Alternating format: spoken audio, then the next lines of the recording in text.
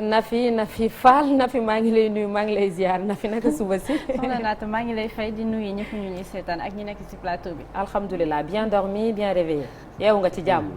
macha allah ay waaw ñu dem ci prévision météo tey jii Chérif bu ko déglu yow waxa rek ñu dem ci prévision météo yi Nafi ñu dooree ko ak fan tey ndax dina sedd dina xaw a féex ndax day tàng. alors tey Naata dañuy revenir juste sur. alerte bi nga xamante ne ANACIM mu ngi ko doon xamle démb muy vent fort yooyu nga xamante ne ñu ngi ko doon annoncé sur le long des côtes sénégalaises mu tàmbali fi démb nag mais suite à des mises à jour ñu nekk dina fi jóge plus tôt que prévu c'est-à-dire tey à partir de 10 heures ñu doon wax ni que ni dina jóge vers le nord du pays nekk di traverser toute la côte sénégalaise fu ci mel ne Saint-Louis Dakar Mbour ba ci biir Cap Skirring ñu doon aussi alerter ñi nga xamante ne ñooy def la navigation maritime ak ñi pratiquer la pêche artisanale pour que ñu bàyyi si xel léegi suñu jógee foofu soxna naat dañuy continuer si arrivé ciel voilé boobu nga xamante ni maa ngi ko doon annoncé ci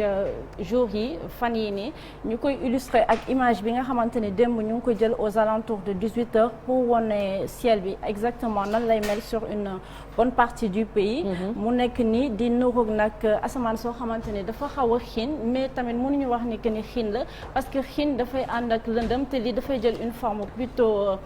laiteuse muy couvrir nag une bonne partie du pays ñu koy gis vers le nord du pays di ko gis aussi bien vers le littoral le centre foofu yëpp dinañ fa am ciel voilé boobu nga xamante ni dina ñëw ñuy gis ni que ni sur une bonne partie du pays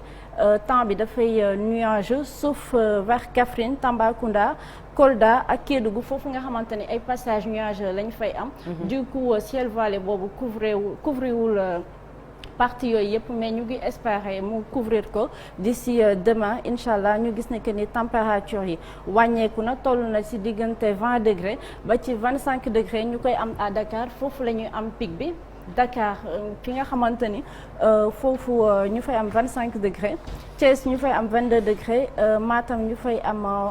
22 degrés aussi Saint-Louis 21 degrés sur le reste du pays ñu fay am 23 degrés. léegi bu ñu jógee foofu ñu dem ci suñu prévision de l'après-midi ñu gis ne que ni malgré tout ça tàngaay bi dafay nekk di persister sur une bonne partie du pays ak un temps plutôt ak ay passages nuageux yoo xamante ni dafay nekk sur tout le pays température yi nekk ci diggante 30 degrés ba ci 41 degrés 33 degrés ñu koy am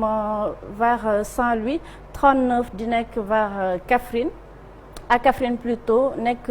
Diourbel 34 nekk dans le sud du pays sauf dans le sud-est foofu nga xamante ni 36 degrés lañ fay am ñu jógee foofu dem ci suñuy marée ñu gis ne que ni marée haute yi dinañ ko am 2 fois dans la journée à partir de 14h30 marée basse yi ñu koy am à partir de 8h06 et à partir de 20h08 jant bi fenk na ab